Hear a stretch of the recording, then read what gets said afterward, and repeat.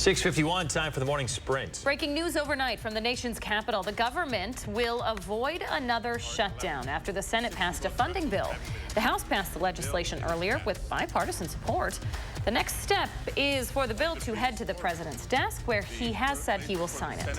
A protest calling for a ceasefire outside of the DNC headquarters turned violent last night. There's, of course, a ceasefire in the war in the Middle East. Protesters clashing with police using pepper spray and injuring 6 officers. Members of the Democratic Party congressmen were inside the building. They were escorted out safely. The incident led to 1 arrest. New video this morning from Israel showing Israeli Defense Forces finding weapons that they say were used by Hamas militants inside of Gaza's largest hospital. Despite the evidence, the international community continues to push back against fighting in the hospital, with the head of the World Health Organization calling the operation totally unacceptable.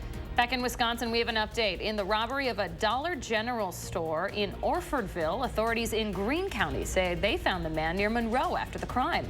They chased him into a business parking lot where he stopped and pulled the gun on officers. He then turned the gun on himself and ended his own life. Take a look at your screen, folks. The National Center for Missing and Exploited Children says this 12-year-old Madison girl has been missing for over a week. Danielle Noble was last seen Tuesday the 7th. She's about 5 feet tall, brown eyes, black hair. Anyone with information should call Madison Police at 255-2345. Today, a grand jury in New Mexico will meet to decide if Alec Baldwin will face charges in the Rust movie shooting case. They're expected to listen to testimony before voting in secret on whether they believe there's enough evidence to prove Baldwin committed a crime. Authorities have arrested and charged 2 people in connection to a lengthy animal cruelty investigation. They're looking into a 3rd person. The Iowa County Sheriff's Office says someone asked them to check on a home in the village of Rui. Deputies found glass, animal feces, and a thick layer of flies and cockroaches. They took more than 15 animals to the Humane Society. Today at the Capitol, a public hearing will take place at 9 a.m. on a bill that would ease child labor laws in Wisconsin. It would allow 14 and 15-year-olds to get a job without a work permit or even parental permission. Republicans behind the bill say youth work permits slow down the hiring process. Well, don't be surprised if you can't get a drink at your local Starbucks today. That's because some employees, union workers specifically, will walk off the job today. They're calling it the Red Cup Rebellion. Workers at unionized locations are protesting the company's opposition to some locations' unionization efforts.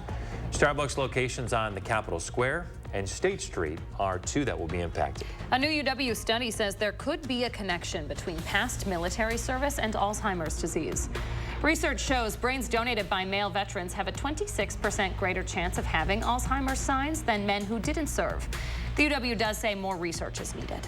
Another brand of cantaloupe is being recalled due to possible salmonella contamination. Vineyard Fruit and Vegetable Company, based in Oklahoma City, is doing a voluntary recall of all of its fresh-cut cantaloupe products.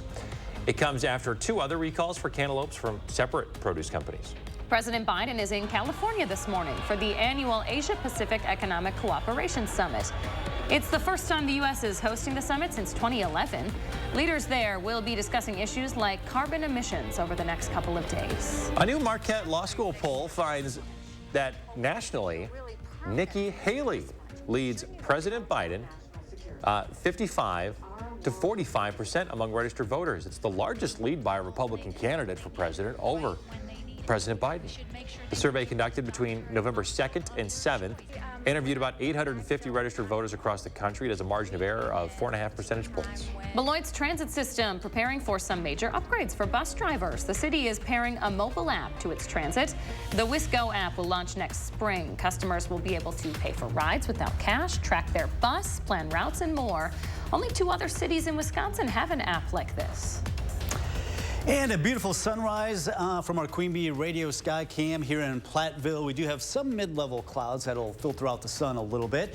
45 right now in Madison, 46 in Janesville, 42 in Lone Rock. So much milder than it should be for this time of the year. And these temperatures will rise quickly into the mid-60s later today. We will see a windy southwest wind as you plan your day. Temperatures in the mid-60s. This will be the last real warm day because we are expecting a dramatic drop tomorrow. Nice weekend before it cools down next week. Thanks, Kelly. Enjoy that sun, folks.